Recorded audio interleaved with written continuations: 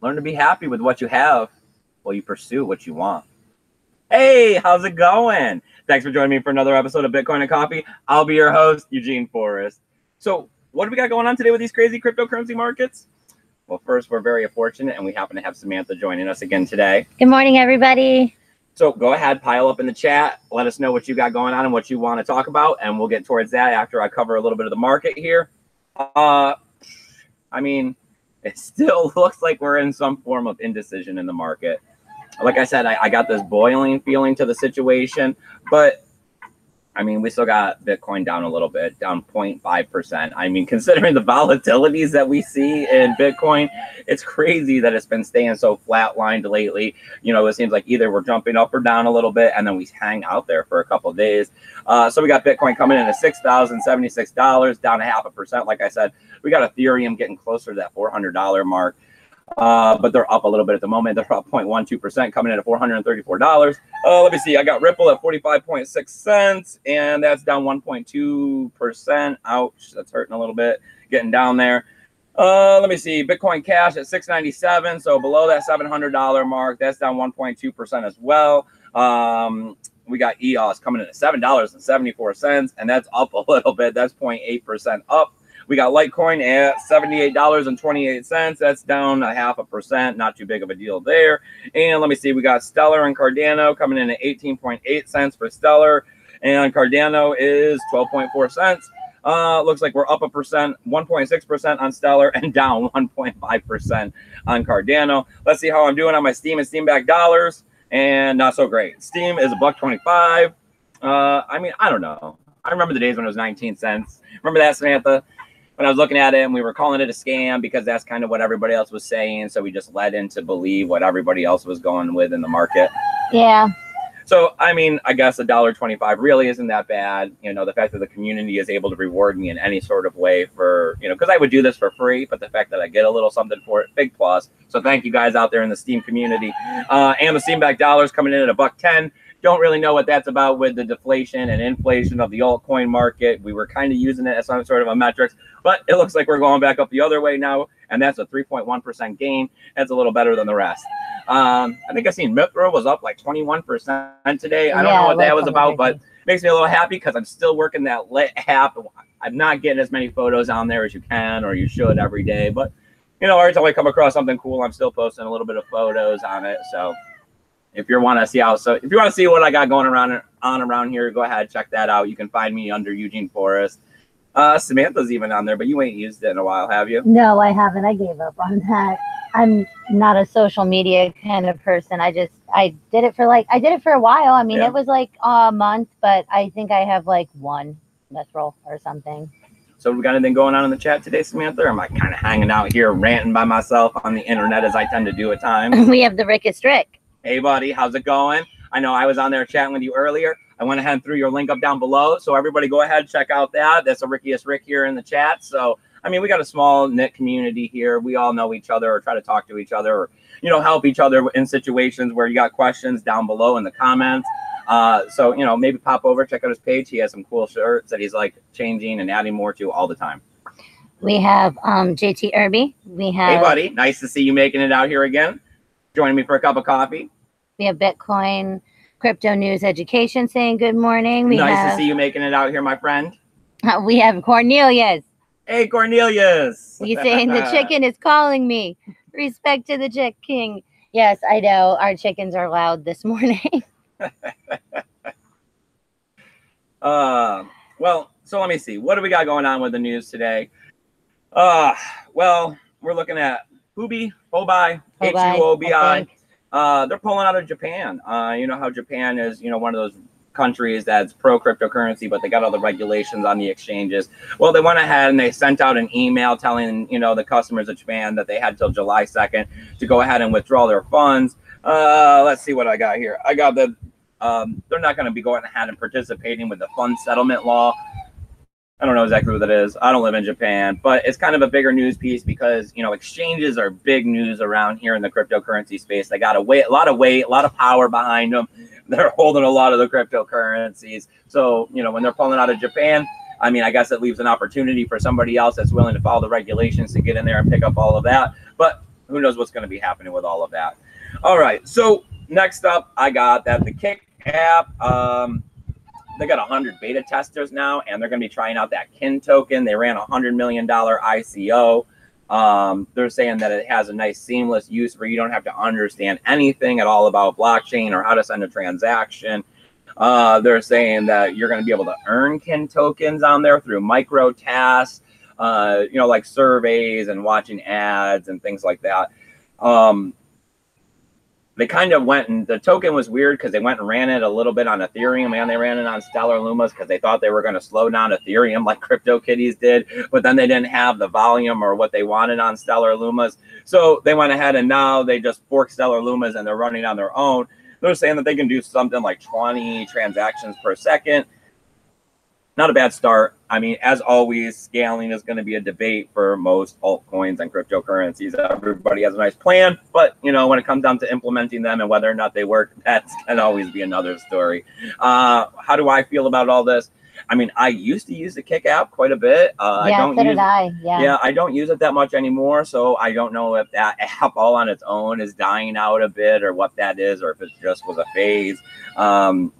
You know, I'm always pro earning any kind of cryptocurrency, especially through social media mining, because that's really easy for people to get to. It's definitely inspiring for these younger generations. And then, you know, something like earning some cryptocurrency through social media mining leads them into cryptocurrency and gets them thinking definitely away from these ideals of, I have to go to college, I have to have a 401k, I have to have full coverage auto insurance, you know, silly stuff like that. So, I mean, what are you guys thinking about that? I mean, do you guys think that, you know, this is going to be anything? Do you think that, you know, cryptocurrency and social media platforms like blending together, like how we're possibly hearing about stuff from Facebook, you know, wanting to get into cryptocurrencies through the fact that they're unbanning and saying that you fill out some sort of application and you'll be able to commercial on their platform? I mean, is this how we're going to be able to bring cryptocurrency to the mass media? But then at the same time, we have so much problem with social medias. I mean, they say that they're manipulating our children and our minds. Yes, and it's so bad for you. You know, through the algorithms and what they're showing you, and it's not healthy. You know, that's a debate as well. What do we got going on? Anyone saying anything in the chat? Or am I just crazy? No, we have Cornelia saying that that's the bird call for the price of BTC to go up. Jump in, everybody. Paul says he suddenly has an appetite for eggs. Rick, we do eat quite a few eggs around here. Quail eggs right now because quail they're the eggs only at the ones. moment, but we're getting towards the other ones. Rick says, have you heard of Cash App? And then he says it's an instant Bitcoin from a debit card on an app, and Adam Meister is pumping it. But no, I don't think we've ever looked into it. Yes, we will have to. And then, Cornelia says, don't forget Pornhub accepting Zencash. And also Tron too, right? I think so, yeah. So to me, it just sounds like They're Pornhub's opening up and accepting all kinds of cryptocurrencies. But I mean, I don't know. I mean, I'm not super big on porn or nothing, but you know, that is one of the main features of the internet. I know it's a multi-trillion-dollar industry. Yeah, and for some reason, a lot of people like their privacy to be attached to their pornness. I mean, I don't know. When I was in my early 20s, I used to work as a cashier at a Hotflix. It's like an adult video rental store. Yeah, and had like accessories. Yeah, and had accessories and all of that. Oh, yeah, people would get so embarrassed because you have to put the batteries in them and test them because there's no returns on the product. So when you pull out a woman's product and shove 2 EE batteries and turn that thing on and it starts vibrating, woo! Nobody likes that. It's always bright red. All right, but back to cryptocurrencies. The next thing we got going on is EOS, as always, staying in the news. So controversial, this one. I keep telling you guys that my opinion on this is that, you know, it's a scale of, you know, one side being complete central control and one being complete decentralization, which is what Bitcoin is like striving for. And then all these altcoins fall somewhere in the scale in between. And EOS just happens to be a little bit more towards the centralization than a lot of people like. But at the same time, you know, if you know what you're investing in. You would have read these papers. You would understand that the EOS Core Arbitration Board was capable of performing the actions that it's performing. A lot of people are just saying that the scale of what they're performing these at wasn't what they had intended it to be. So they're looking at possibly lessening the Constitution. Is that what they were calling it? Yeah, the Constitution. Yeah, that they're going to be lessening the Constitution and their ability to freeze accounts, and it's going to have to be more like a DOA attack like we had seen on EOS before they'd be able to hop in and do something with the blockchain, unlike what we're seeing here, you know, where it's like every day, there's something with EOS. I mean, we're still not seeing transactions being able to go in and out of exchanges. Definitely starting to, I told you guys that I was possibly debating on whether or not throwing a few $100s in on this, just because, you know, I've missed so many other boats. I'd like to make some money, especially as the market turns downwards. But I'm starting to get a bad taste in my mouth. You know, maybe reconsidering it. It's taken a little while. Maybe if those deposits and withdrawals would have opened a little earlier, you know, these prices, I don't know, they feel all right at $7. Like I could make some money, but not that I'm giving anybody in financial investment advice, just sharing my thoughts with you guys on what I got going on and what I'm thinking out here. All right, Sam, what do we got going on? Anybody in the chat? Anybody got more words to say? Questions? We have FOMO Fudgasm now here saying that's somebody new. Nice. Yep. Thanks for joining me out here for a cup of coffee. We keep doing it Monday through Friday, 9:30 a.m. What are we? Eastern Standard Time. Let's see. Paul says, I'm tempted to pick up some EOS at these prices, but it make me nervous. Yeah, I mean, that's the real... Right there with you, man. That's exactly what I'm thinking, because it's like I see that price, and it's like, they've been up to $24. If I'm not looking to get this money back in the next 6 months to a year, they should be at least heading back towards, you know, at $12, $13. Small investment. That'd be a nice little return. Maybe go ahead and take care of a mortgage bill a few months down the road. You know, that's how we work it here in the crypto space. JT asks, Eugene, I never knew you had a perverted side. Sam, confirm or deny?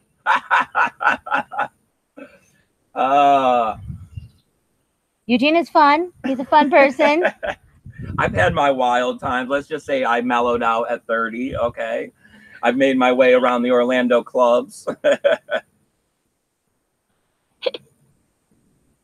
Moscow Mule is now here. Said, oh my God, I caught the live buddy. chat. Nice to see you here. That's about it. Yep. Oh, but Moscow Mule just made it here, and we're wrapping up with the news stories. Is there anything anybody else wants to talk about? Otherwise, I guess this would be the end. No, Cornelius and the Rickus Rick are fighting over Adam Meister and whatnot. I don't know. I mean, this cryptocurrency space, it's amazing. There's nothing like it, right? I mean, we have our good times, we have our bad times, but overall, you know, we all want the best. You know, there are a few bad players out here that are like, you know, hacking everybody and phishing, scamming, and putting malware to mine Monero off everyone else's computer. But I mean, from what I've seen and what I've experienced out here in the cryptocurrency space, a lot of us are, you know, just regular people, you know, and that we're just, you know, we're tired of what's happening in the dollar bill. We're tired of some of the oppression. We've all felt it in different ways, you know, of what happens with the dollar. We're all excited about technology. We're all excited that there could be some new currency that moves away from, you know, somebody having control over us and having so much control over our money and the way money is. And when we step out and we start realizing things like there's nothing really backing the dollar besides the word, and when we look at people like Donald Trump as president, you know, it just makes us really question a lot of things. And when we start questioning, that's when we start learning. That's when we start moving towards a better place. And that's when we're starting to better ourselves and our families. And there's nothing like that. All right, you guys. Oh, Sam's giving me the notice that somebody got something in the chat. What do we got, Sammy?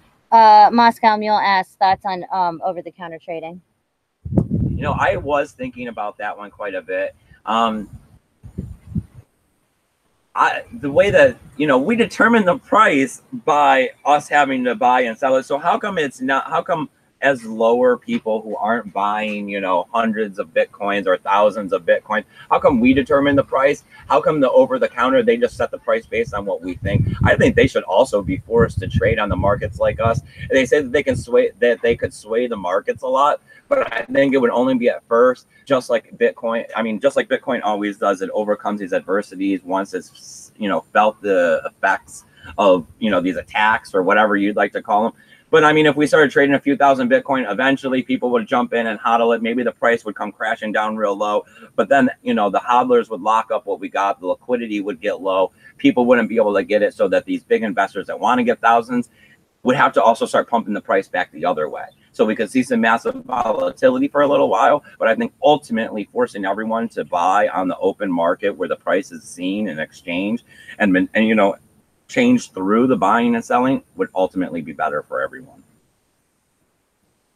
I don't know if that answers your question, but that's, you know, I don't know. I don't really think that these prices should just be determined on, you know, people that can't afford the millions of dollars worth of cryptocurrency, that we're all equal in the space. And that's how we're going to find a real price.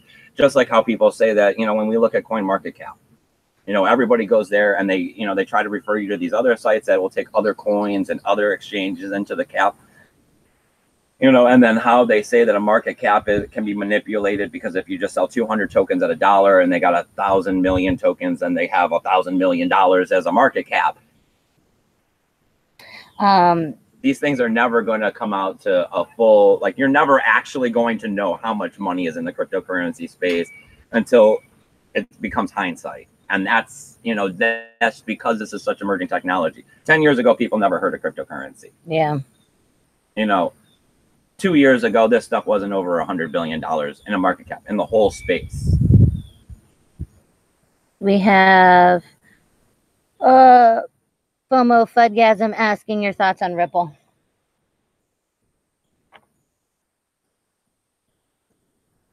When it comes to the banks and being involved in the altcoins, like, personally, it's not my favorite. You know, I am definitely much more of a Bitcoin maximalist.